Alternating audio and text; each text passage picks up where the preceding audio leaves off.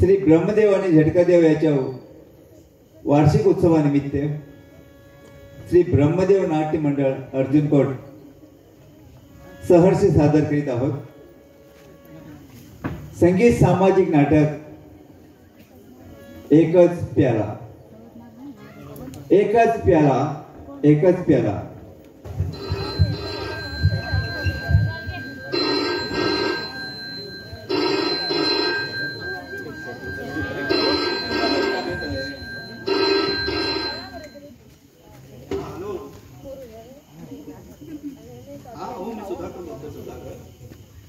पण बोलत आहे तर कोण? अरे रामलाल, हो हो हो, तिच्याकडून सर्व तयारी आहे। हा पण तू लवकर चल ना। हो हो बरोबर, हा चल ठीक आहे बरं। अरे सिंधू, जरा इकडे ये पाहू। हे काय म्हणतात? आपल्या नावाला हाक मारी सुटायचं? मग काय तुझं नाव टाकू? मग तू तोटी माझ्या नावाला हाका मारी सुटशील। हे बघ, भाई साहेबांना आता विचारलेला आहे की त्याच्या निघण्याची सर्व तयारी आहे की म्हणून। येईलच तो इतक्या? तयारी सर्व आहे, पण भाई जाणार म्हणून कसल्याच कामात उत्साह कसा तो वाटत नाही। लागेल दही भुया भुया, आजी लागेल दही भुया भुया, आजी लागेल दही भुया भुया।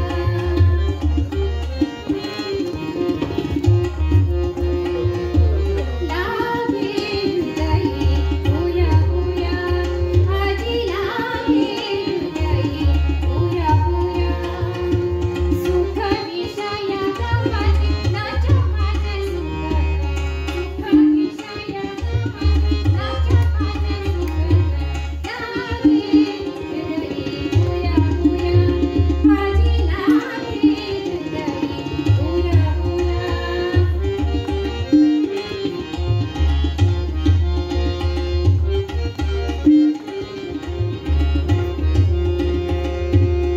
काही सुचेना काही सुचेना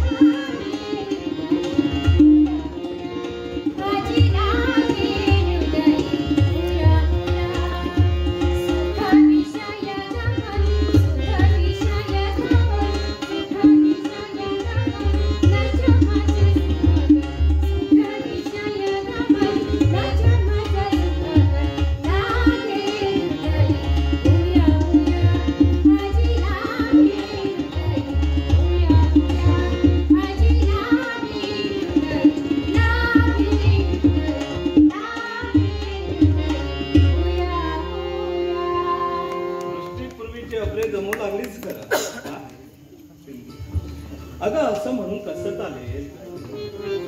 ज्या जगात आपण आलो आहोत ते इतकं चमत्कारिक आहे की त्यातल्या नुसत्या चांगल्या गोष्टीची अपेक्षा करायला निरंतर दुःखातच दिवस काढावे लागतात.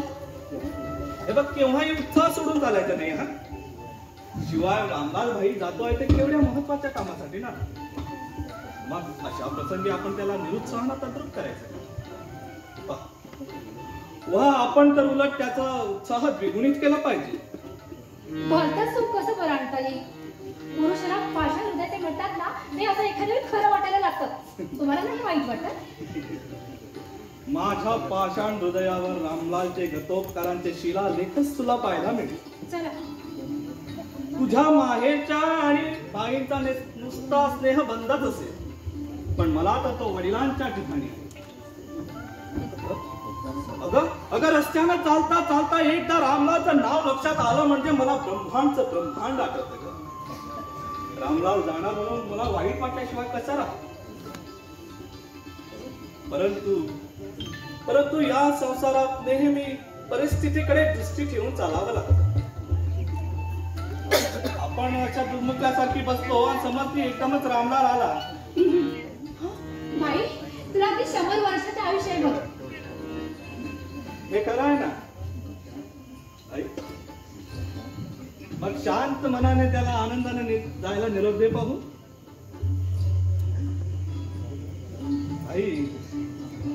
अरे भाई, हिचं समाधान करता करता आता मला पुरेसे झालंय बघ.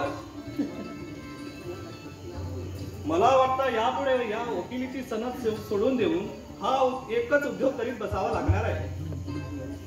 बरं भाई, इथून जायचं कधी रे? थांब भाई, इथून जायचं कधी हे सांगण्यापेक्षा पुन्हा इथं यायचं कधी हे अगदी सांग बरं. हो हो, अगदी खरं सांग हो. मग इतका दिवस सांगत आलो ते खोटं का?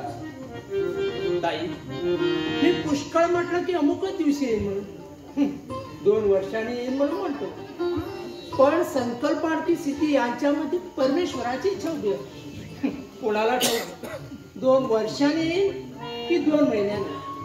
इतकं होऊन कदाचित जाणारही नाही, कदाचित येणारही नाही. कदाचित ही आपल्या सर्वांची शेवटची भेट असेल. परम गणेश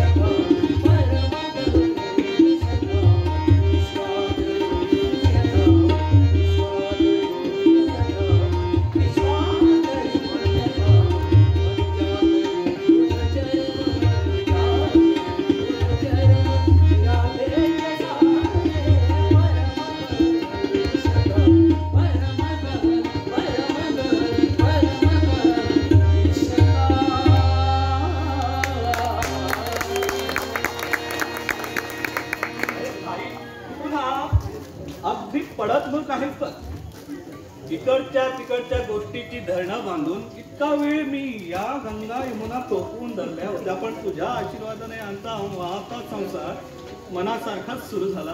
कसला डोळ्यातून बाहेर येणाऱ्या या चिचभर गंगा यमुना अजूनही टोकून धरणं कोणा पुरुषाला साध्य झालं नाही. बघ, मनाची भरती फसवणूक कधीही करून घ्यायची नाही, हा माझा एक संकल्प आहे.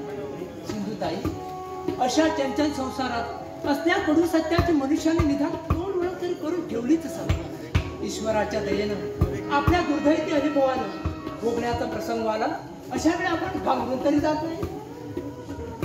तुझा सुद्धा कंठ सद्गतीत झालेला दिसतोय मला भाई. मानलेला का होईना, पण तिचा भाऊ शोधतोच खरा. सिंधुताई, हो सिंधुताई, आता तुम्ही दादाच्या गळ्यात मिठी मारा.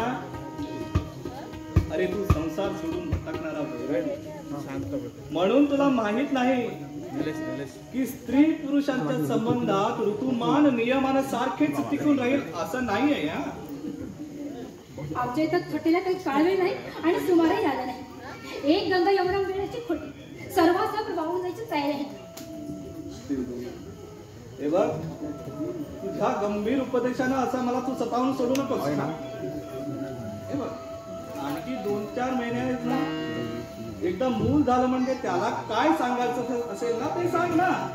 सुद्धा आणि मुलाला टटवण्याचे तिला दोहाळ होत असेल तर मग आई येऊन दादा येऊन मूळ स्वभाव काही जात नाही. ताई, ताई तू नीट बस. सुद्धा तू पण बस. मी काय बस बसा बसा. नाही ताई, तुझ्या देखत आज मला 2 गोष्टी सांगायच्या.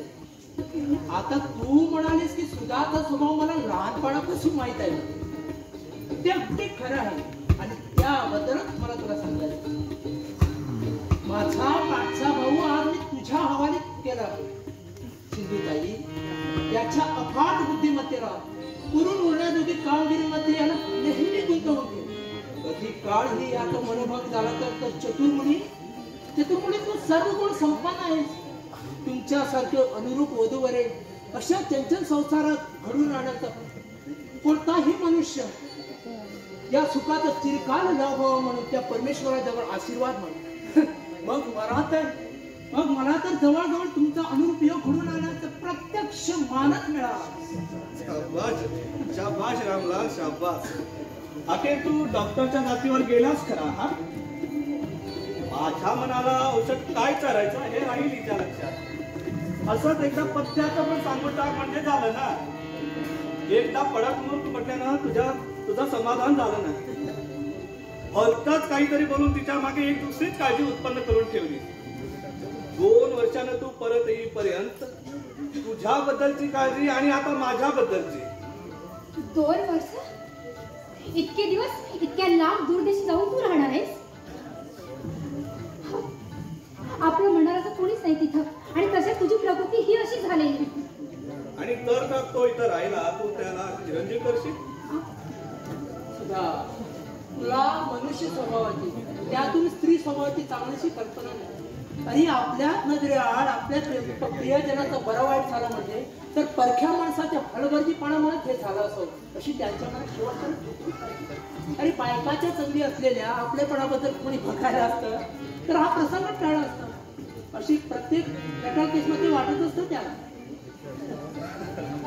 अरे सर्वांचं सर्वतोपरी रक्षण करण्याची जबाबदारी सर्व सामर्थ्य त्या परमेश्वरावर. सिंधू, तो अनुकूल असला म्हणजे हजारो कोसावरच्या खवळलेल्या महासागरात सुद्धा तुझ्या प्रयत्नावंतू रामलाल सुरक्षित राहा. आणि प्रभूची कृपा एकदा फिरली, तुझ्या डोळ्यात देखत इथल्या इथंच तुझे आटोकाट प्रयत्न चालू असतानाही महासागर नको, तलाव सुद्धा नको, तो आतर्क सामर्थ्यवान प्रभू मला एखाद्या लहानशा पेल्यात सुद्धा बुडवून टाकील.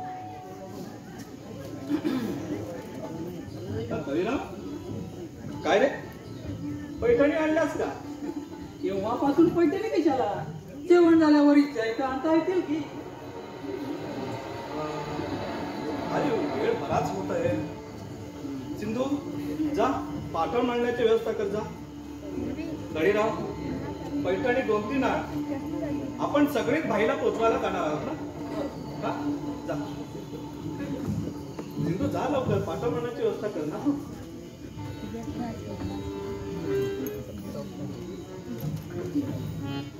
अरे भाई, तू असा सचिंत का? वैद्य विद्येचा अभ्यास पुरा करण्यासाठी मी आज हिंदुस्थान देश सोडून युरोपात सुद्धा. मनुष्याच्या आयुष्यात जेव्हा जेव्हा एखादी मोठी स्थित्यंतर होते तेव्हा तेव्हा व्यक्तकाळाची स्मृती आणि भावी काळाची कल्पना यांच्या तर्कातील संमिश्रणाने चित्तवृत्ती अगदी व्याकुळ होते. जननी जन्मभूमीश्य स्वर्गादपि गरीयते. माझी आई वारली त्यावेळी जो मला शोकावेग झाला त्याचा आज मी पुन्हा अनुभव घेतो. माता वियोगी माझं माता वियोगी माझं माता वियोगी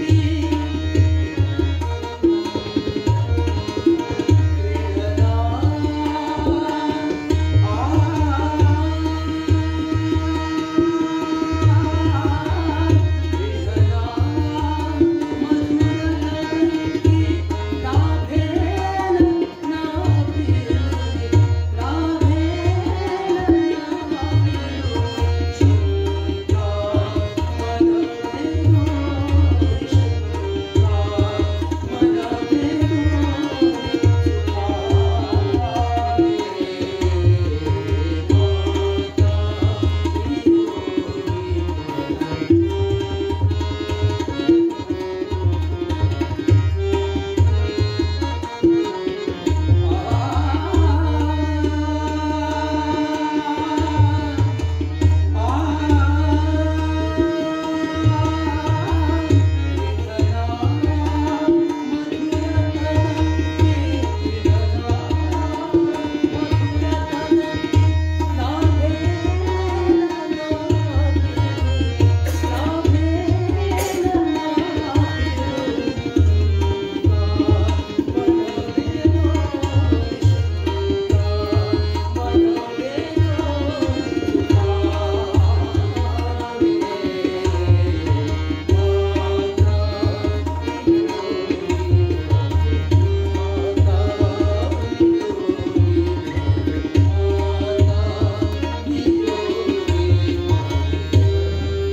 योगी तुझ्याने उद्या इंग्लंडहून परत आल्यावर माझ्यासारख्या पामरालाही तितक्याच अधिकाराने सांगता येतील की ही माझी जन्मभूमी.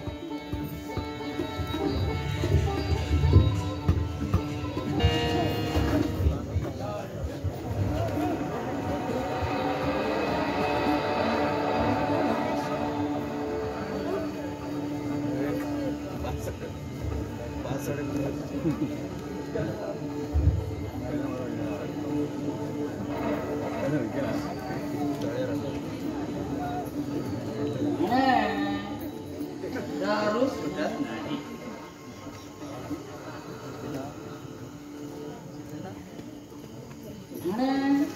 दारू सुटत नाही आणि तेवढ्याने दारू वाईट.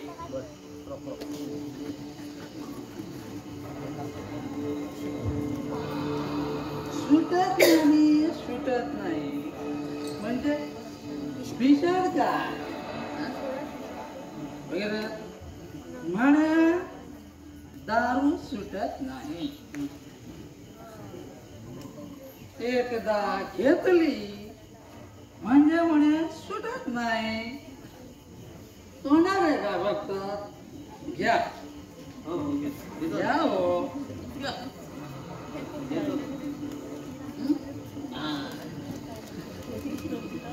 दारू बद्दल बडबडणाऱ्यांपैकी हळू हळू हळू हळू हळू थोडी घ्या थोडी. दारू बद्दल बडबडणाऱ्यांपैकी पुष्कळांना दारू ही काय चीज आहे हेच मुळे माहीत.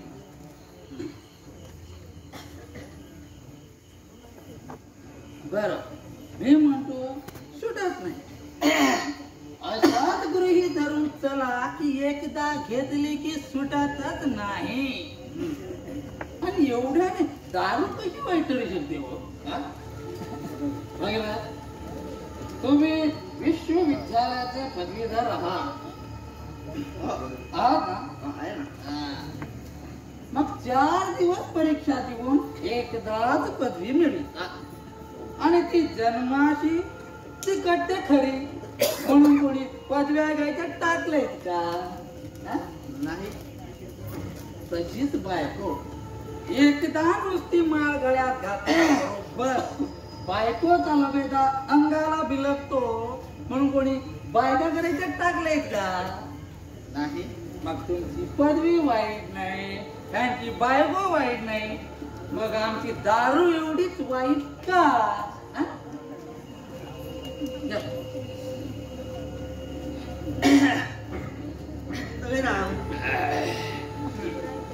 बोला. या 3 गोष्टीचं एवढं साम जमला सर्वांची तुलना कशी होईल? पदवी आणखी बायको यांचे परिणाम असे दारू सारखे वाईट होतात का? याच्यापेक्षाही अति भयंकर असतात. म्हणजे असे कैक पदवीधर मी हात धरून दाखवून देईन की पदवीचा नावापुरता पोकळ आधार नसता तर त्यांची मूर्खपणा जगापुढे मांडण्याची छाती झाली नसती. दारूबाजाचं बरण हे लोकांना उमजत नाही हे खरं, पण पदवीधराची बाष्कळ बडबड तर त्याची त्यांना सुद्धा समजत नाही. पाठशाळेत पाऊल टाकून पदवीचा वेध लागल्याबरोबर मुलांना मत आणि मिशा एकदमच सुटायला लागतात. मताच्या मंटपीवर मूर्खपणाला मनमोकळेपणानं विराज मिळते आणि मिशांच्या आकड्याच्या वळणानं परिवारीच्या प्रेमाकडे वळतो. अरे राम, उदात्त प्रेमाचे तुम्ही विटंबनाच मांडून ठेवले आहे म्हणायची. काय म्हणाले? उदात्त प्रेमाची तुम्ही विटंबना मांडून ठेवली आहे. तुम्ही एकाला घ्या आणखी. नाही ना, घेतो ना. घ्या घ्या हो घेतो. घ्या अजून घ्या. म्हणजे तुमच्या जिभेवर हे उदात फिदात वगैरे शब्द आहेत ना ते स्वच्छ धुवून जाते. प्रेम हे हास्यास्पद नाही वाटत का तुम्हाला?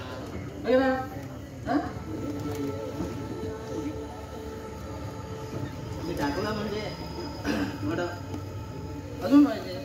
हे राहू द्या हो. प्रेमाचे परिणाम या दारूपेक्षा वाईट कसे होतात ते सांगा पाहू. सुंदर स्त्रियाच्या प्रेमामुळे या मदिरेची काय किंमत आहे? प्रेम काय जीव आहे व तुमच्या? म्हणजे प्रेमापेक्षा मदिरा प्रत्येक बाबतीत श्रेष्ठ आहे. प्रेमा राजा सुद्धा गुलाम होतो, पण मदिरे गुलाम सुद्धा राजासारखा स्वतंत्र असतो. प्रेम मी मला शिकवते हो, पण मदिरेच्या जोरावर साऱ्या जगाला असं हात मारता येत. प्रेमामुळे काही सुचत नाही, काहीच सुचत नाही. पण मदिरेमुळे कल्पनाशक्ती आणि वाढते. प्रेमानं एखादी मदिराक्ष मिळविता येतील, पण दारू पिल्यानंतर लाल झाला की स्वतःलाच मदिराक्ष बनता येत. बोला. खरं आहे, खरं आहे. या गोष्टी नव्हत्या माझ्या लक्षात आल्या. आणखी प्रेमाच्या नादात सापडला म्हणजे रात्रीच्या रात्री झोपे वाचून काढाव्या लागतात. तेच मदिरेमुळे रात्रीत काय दिवस सुद्धा झोपे जातात. घेतो थोडं घेतो. मला सांगा, मदिरेचा नीतिमत्तेशी संबंध काय स्वरूपाचं वाटतं तुम्हाला? मद्यपान हे नीतिमत्तेला फार वळलं आहे. ऐका बरं, मद्यपी कधी खोटं बोलत नाही. कारण त्याला खोटं रचून कधी सांगता येत नाही. मद्यपी कधी कोणाजवळ काळजी करत नाही हो. कारण मागे कोण लागला त्याला आठवत नाही हो. मद्यपी कधी कोणाचा विश्वासघात करत नाही. कारण त्याच्यावर कोणी विश्वासच ठेवत नाही हो. बरं, मग पुढं चोरीच्या बाबतीत तर अगदी आजार असतो. एखादी लहानशी गोष्ट सुद्धा त्याला दुसऱ्या जवळ चोरून ठेवता येत नाही. कुठं तरी कसं तरी कोणालाही काही बोलून टाकतो. खरंय चोरून प्यायलेले दारू सुद्धा त्याला जिरवता येत नाही. गोष्टी सध्यावर एवढं का म्हणजे का एकदा आमच्या मध्यमाच्या बैठकीत माझ्याच एका मित्राला चोरी करायची फार इच्छा झाली. तेव्हा त्याने मोठ्या शिताबीनं माझ्याच बोटात ती अंगठी पळविली. तुमच्या बोटाची तेव्हा होती आता. पण शेवटी दारूच्या धुंदीत असल्यामुळे त्याने ती माझ्या जवळ ठेवायला दिली. मात्र हा मग चोरीत आहे, कोणाला दाखवू नकोस असं त्याने मला गंभीर मनाने बजावलं. त्या दोघांनाही समाधान. पण एकाला चोरी केला आणि दुसऱ्याला सापडला. मगापासून तुम्ही हा जाणू काम झालं आहे.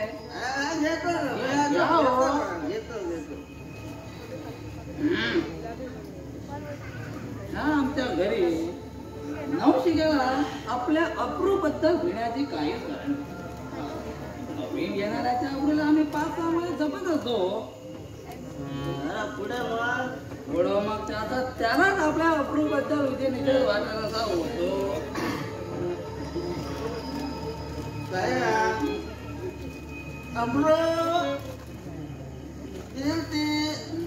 यासारख्या गोष्टीचा मला मुळीच त्रास नाही.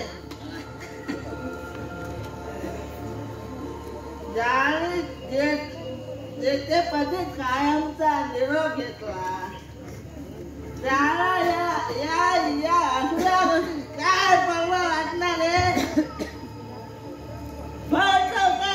जाऊन 30 मिनिटाला फाशीतलं तरी सुद्धा माझी तयारी आहे. तुम्ही तयारच झाले. शाबास वगैरे शाबास. तुमच्यासारखी उत्साही माणसंच आम्हाला मिळाली पाहिजे. ही मोकळेपणानं खाण्यापिण्याची अडचण कायमचीच दूर करण्यासाठी आम्ही आता लवकरच मद्यपानाची संस्था काढणार आहोत. मद्यपान हे बहुतांशी हलक्या लोकांच्या हाती गेल्यामुळं संभावी समाजाकडून दारूची जी हेटाणी होते ती कायमचीच दूर व्हावी आणि मद्यपानाच्या व्यसनाला सभ्य स्वरूप यावं हाच आमचा खटाटोप आहे.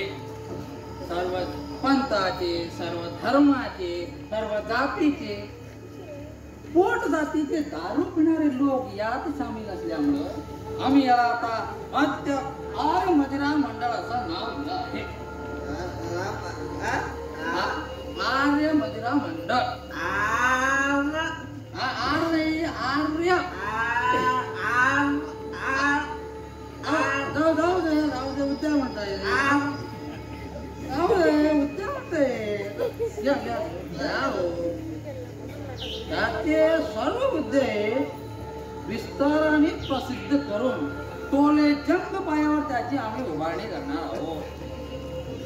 वेळ येता तुम्हाला जरा सांगे ना. हळू हळू हळू. बरं ताया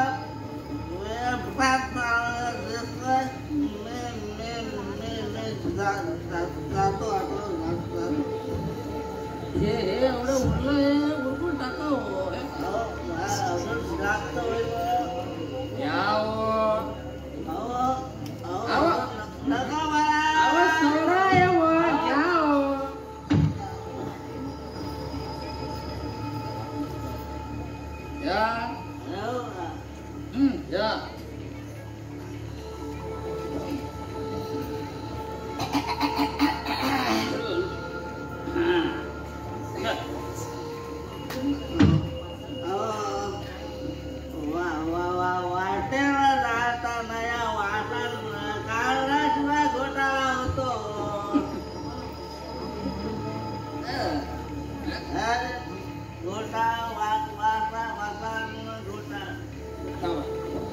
तुम्हाला एक मंत्र सांगून ठेवतो. मंत्र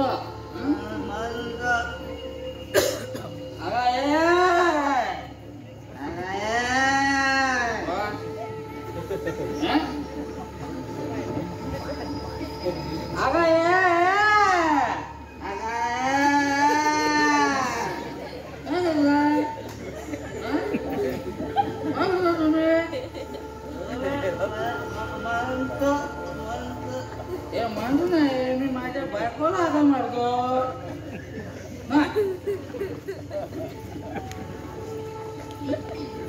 अरे बळी मारून दे भाऊ. आज माझ्या नावानं गीती काही हाक मारली नाही. अजून राग रंग नीटसा जमला नाही वाटतं. काय त्यांना थोडी बडीशेप मारून दे. काय देऊ? बडीशेप आणते. मग आमच्या आरावतीला मंडळाला तुम्ही सांगून देणार ना. तोंडाचा वास म्हणाला हे अगदी रामबाण औषध आहे. हे नाही हा बडीशेप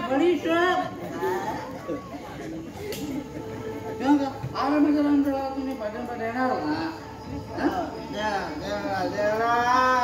आम्हाला सर्व लोकांची मदत पाहिजे आहे.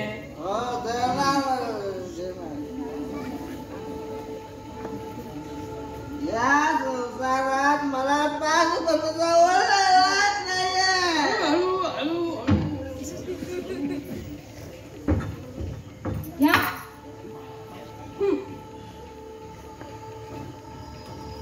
सगळ्यावर औषध सापडलंय.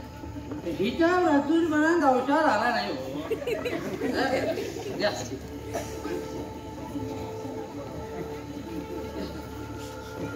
खा बडीशेप खायची, दारू प्यायची.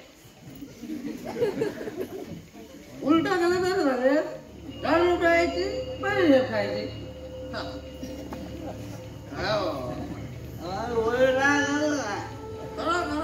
दारू पितो, बडीशेप खातो. बडीशेप खातो, दारू पितो.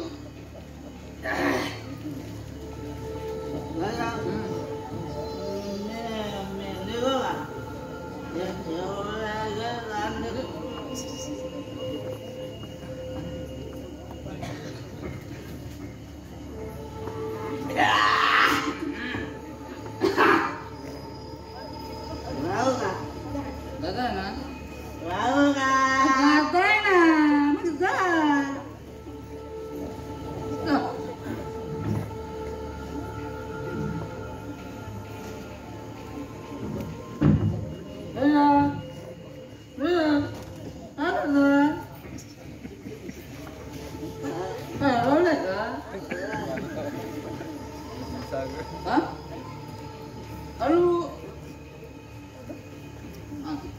आज तुमचा पहिला दिवस आहे. मी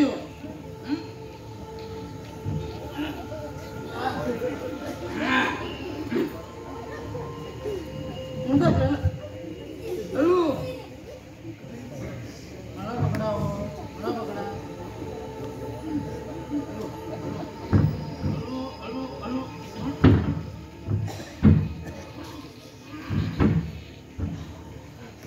चाल ना तुमच्याच घरी जा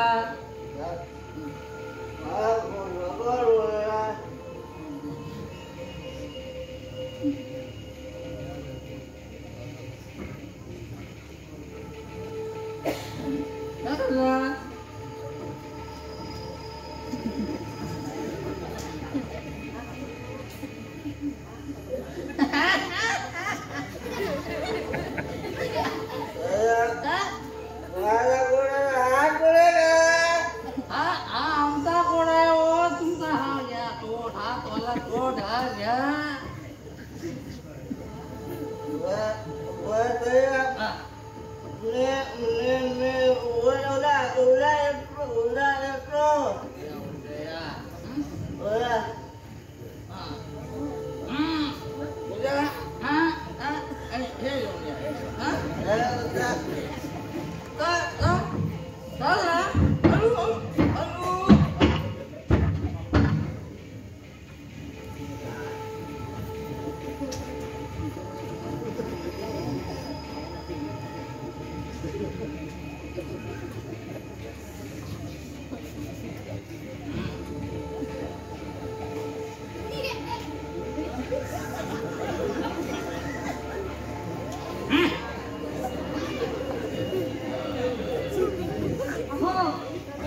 अहो अहो आज रावसाहेबांकडे गेला होतात का? बाईसाहेबांचे भाऊ ते पद्माकर दादा त्यांना न्यायला आलेत माहेरी. आणि हो बाईसाहेबांबरोबर शर्यतीनी बाई जाणार आहे. त्या जाणार आहे दूर द्या आणि आज कशा उगीच बरोबर तुझ्या बरोबर इथे क्लबची स्थापना करायची. इथे अमा कुठे इथे त्यावरती शक्य तितकी मराठ वर्गाने भरायची आहे. तेव्हा घरात काय आहे घरात आता तुम्ही ना मी दोघंच बाकी आहोत. दागदागिनं सामान सुमान मावत नव्हतं घरात.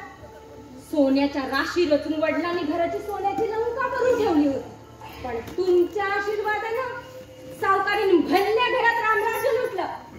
हे मेलं असो, मी म्हणते सगळं सामान कसं हो विकलाय? त्यात काय एवढं अवघड होतं. निम्म सामान विकलं म्हणून गरीब होत झालो आणि गरीब होत आलो म्हणून उरलेलं निम्म सामान विकलं. बरं चांगला लिहा वाचायचा नाद होता, पण सारी पुस्तकं सुद्धा विकली. थोडा ना दूरदर्शित्व नाही. काय नाहीये? दूरदर्शित्व सत्यव नाही म्हण भाऊ येतं मला दूरदर्शित्व. हल्लीचा युग हा विद्याधनाचा आहे. समजली? आता भर किमतीला घेतलेली पुस्तक गरजवंत वाचकाला पडत्या भावानं त्याला वाईट कोण मिळेल काय? तोंडावर तर सरस्वती बसली आहे तुमच्या. तस्बिरी सुद्धा ठेवल्या नाही.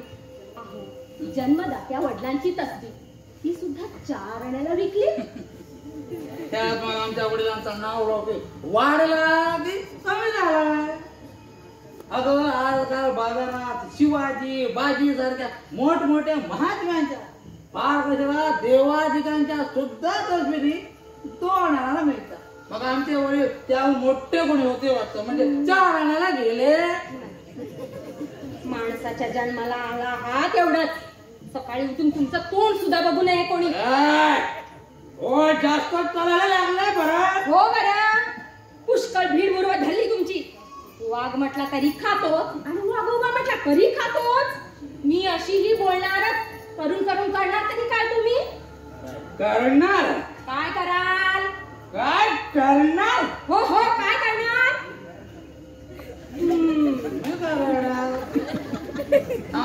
पण अशी उदाहरणाची बात नाही. हा तोंडाला तोंड दिली तर एका तोंडाला तोंडाला करा पुढे गेले.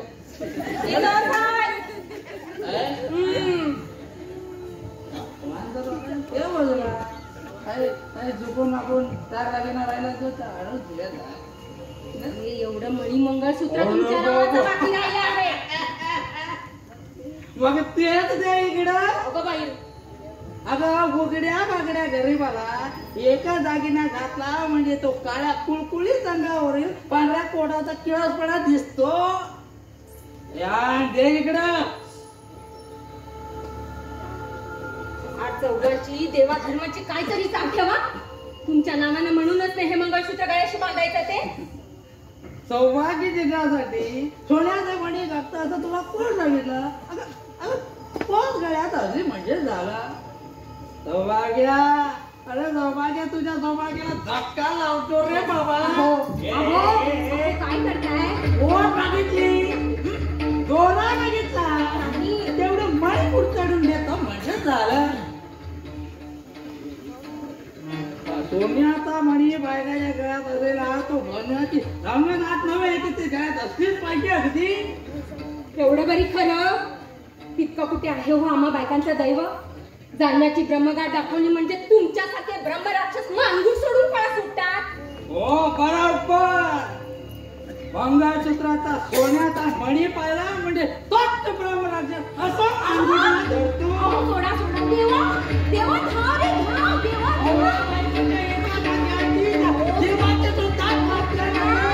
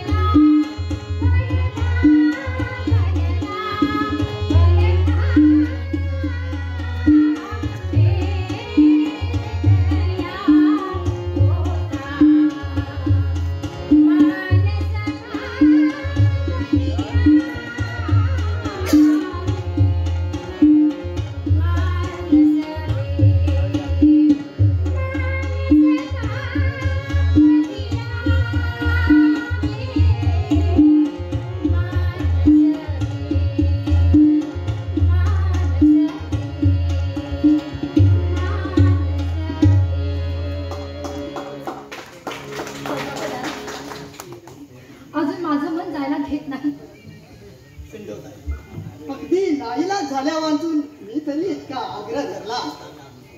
बाबांनी स्वतः श्रीमंतांनी सुद्धा इंदिराबाईंना पुष्कळ समजावून पाहिजे, पण पोरीच्या जाती पुढे इलाज चालेल. विनोदाईला लवकरच परत पाठविण्याचं माझ्याकडे लागलं. तिच्या वाढत्या जीवाची दगदग सोसायला आमची श्रीमंती तरी कुठावर आली आहे. बरं दिली बाई इतका विचार ठरला ना मग घ्यायचा. दादा वहिनी काय ठरवतील ते खरं. दादा जाऊ ना मी वहिनीच्या बरोबर. वंचना इथे एकटं टाकून कसं राहणार बरं असेल. शिवाय घरात बाई म्हणूनच कुणीच नाही. दिवसभर बाहेर कोर्टात असायचं मला. बाई म्हणाल तो सुद्धा या घरात नाही आता. मग त्याला एकट्याला सोडून शरदला न्यायलाच पाहिजे. पण भाऊसाहेब अगदी आजच निघाला पाहिजे का? तुम्ही राहा म्हणावं आणि मी जातो म्हणावं अशातलं आपलं काही नातं नाही. आम्ही गिरण्याचे मालक म्हणजे लोकांना दिसायला मोठी. पण खरं म्हणजे गिरणीचा म्हणजे 1000 यंत्रातला एक यंत्रच. ठरलेली चक्र घेणं त्याला कधी चुकतच नाही. म्हणून म्हणतो आम्हाला आजच्या आज रवानी करा. नाही म्हटलं राहिलं असतं 4 दिवस तर तेवढ्यात बोलण्यात चालल्या 2-4 दिवस गमतीनं गेलं असतं ना. भाई गेल्यापासून मोकळेपणानं 2 शब्द बोलायचं समाधानच नाहीचं झालंय. काय करावं अगदी इलाज नाही. शिवाय आमच्याशी बोलण्यानं तुम्हाला काय समाधान. म्हणून आपला हात जोडून सांगणं आहे की आमच्या आजच्या आज निरोप द्याच. बरं आहे. गीता आहे ना घरात. तिला सांग की तळीरामाला बोलवायला म्हणजे तो करीलच व्यवस्था. हा तळीराम म्हणजे तुमचा तो काचूनच नव्हे का? अरे हो मनुष्य मोठा चालाक आणि हुशार माणूस आहे बघ. आणि जीवाला जीव देणारा माणूस आहे अगदी. आणि गीताबाई म्हणजे घरच्या माणसांच्या पलीकडे. अगदी आता असं बोलण्यात वेळ गमावून कसं चालेल. अजून पुष्कळ तयारी व्हायची आहे. चल खरंच आहे. खरंच राणी साहेबांच्या जवळून अजूनही खराचा चार्ज घ्यायचा बाकी राहिलेला आहे. 1-2 नव्हे तर निदान 4 महिने तर मला याच बदलीवर राहावं लागणार आहे. कारण हक्काची रजा तुमता जितक्या दिवसाची तितक्याच महिन्याची असते ना. चला दादा येऊन बाबा तुमचा मूळ स्वभाव काही जातच नाही. बरं चला तर. हो पण भाईने सांगितलेलं लक्षात आहे ना. नाहीतर माझ्या जीवाला टांगल्यासारखं व्हायचं एकटं राहायचं म्हणजे. मग एखाद्या बोर्डिंगात ठेवतेस तर तुम्हाला. तो रामलाल आहे शहाणा. तू त्याहून 1.5 शहाणी. तू तुझ्या केली अशी एकही गोष्ट नाही की जिचा म्हणून या सुधाकराला मोह पडेल.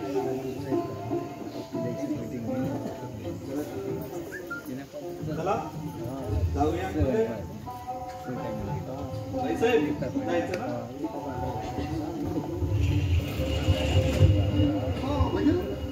मला तळीराम अजून आला नाही.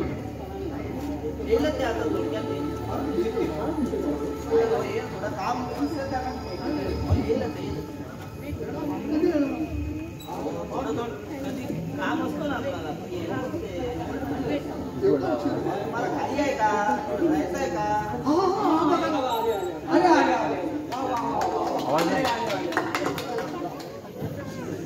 ऐका ना बसा.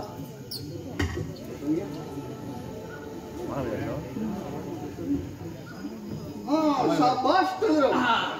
किती उशीर केला यायला. खरं म्हटलं म्हणजे तू सर्वांच्या आधी यायला पाहिजे होता. आज आपलं मंडळ स्थापन करण्याचा दिवस. तुझ्या हातून विलंब झाला तरी कसं. सांगतोय सत्य बुवा. आज विलंब व्हायला एक कारणही तसंच आहे. काय झालं. आज एक इतकी वाईट गोष्ट घडली की विचारूच नका.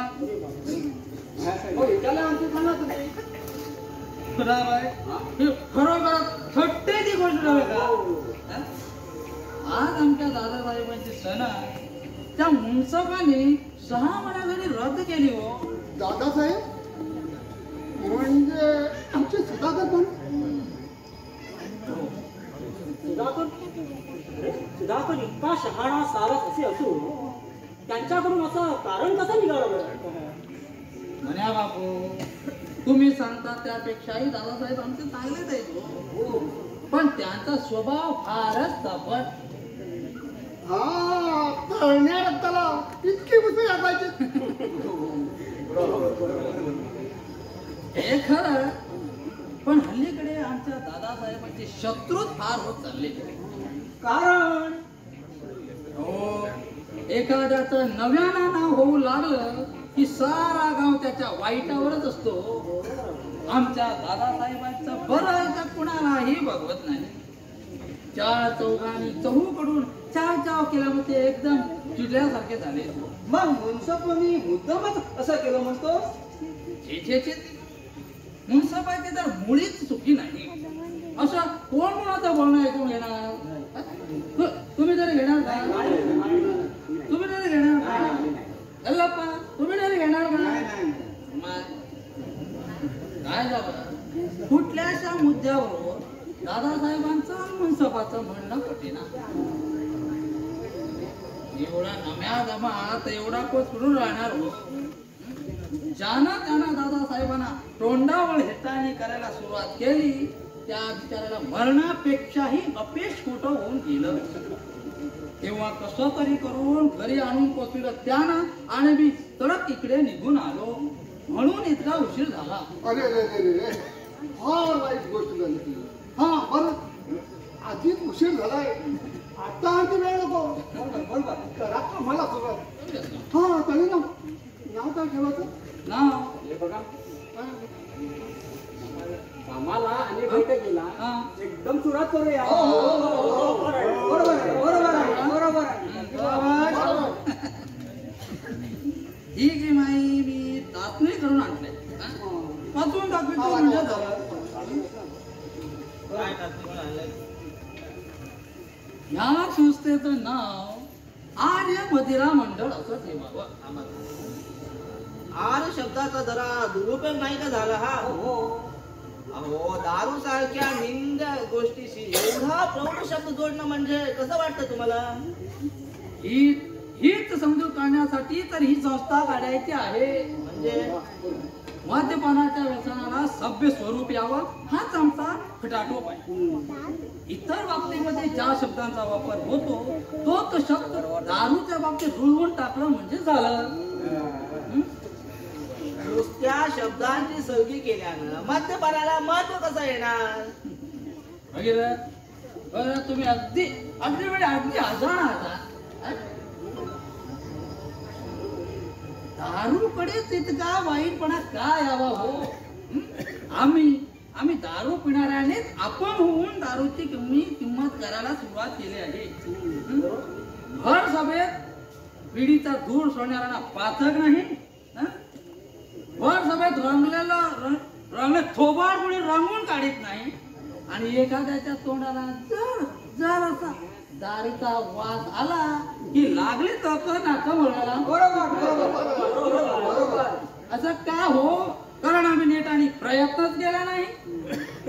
दिवसेंदिवस चहाप्रमाणे दारूचाही वाटेनासा होणार आहे. म्हणून हे आर्य मदिरा मंडळ हेच नाव उत्तम आहे.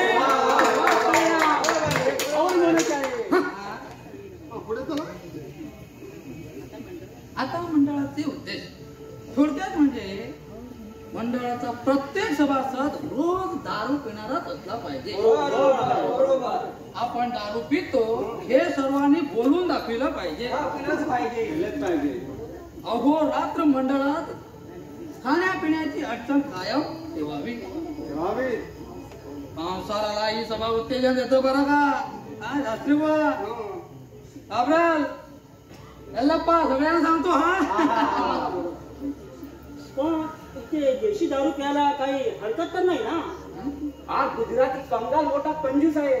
हो खास आहे. असं का बोलता तुम्ही? ते आलेल्या सर्वांची सोय झाली पाहिजे. बरोबर आहे. गोर गरिबानं काय करावं? दारिद्र्याच्या प्रसंगी स्वदेशाकडे सहजिकच सर्वांचा लक्ष लागतं. हो झालं आम्हाला काही गोष्टी 8:30 एकदा वाजून गेले की रात्री अपरात्री लोकांना स्टेशनावर धावावं लागतं. आणि ती सुद्धा सगळ्यात स्टेशन वरून सोय असते असं नाही. साळूच्या शेतात पुरीची टेणी करावी तशी अधून मधून काही स्टेशनरी सेवेची असतात. बरोबर नाही? बरोबर.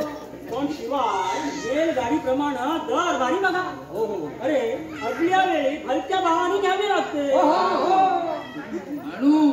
म्हणून हे मंडळ सारख्या सरकारला विनवणी करीत राहणार की 8:30चा कायदा म्हणून सर्रास दुकान अहोरात्र उघडी मी म्हणतो दुकानाला परवान्याची आडकाठी का हळूहळू त्या साऱ्या गोष्टी घडून माझ्या डोक्यात फार कल्पना आहेत. बरोबर आमच्या भगीरथा सारख्याला वासाचा मोठा भाऊ वाटतो. वास येतो म्हणून माहिती नाही काय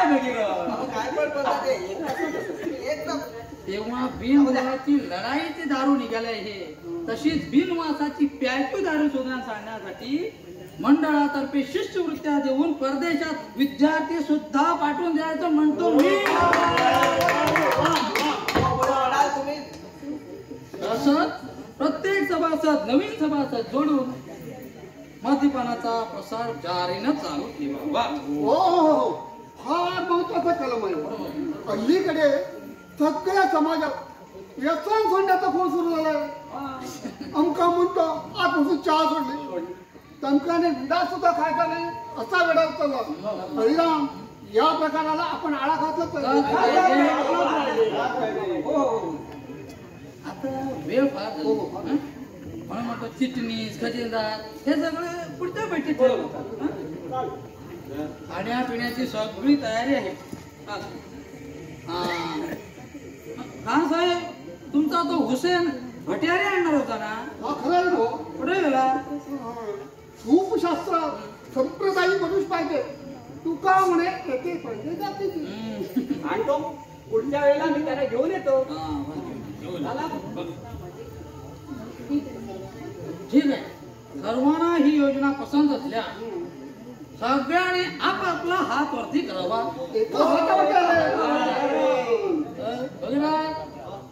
तुम्ही सर्वांना करा ना गाऊ जा हळूहळू हळू बरोबर हळूहळू आले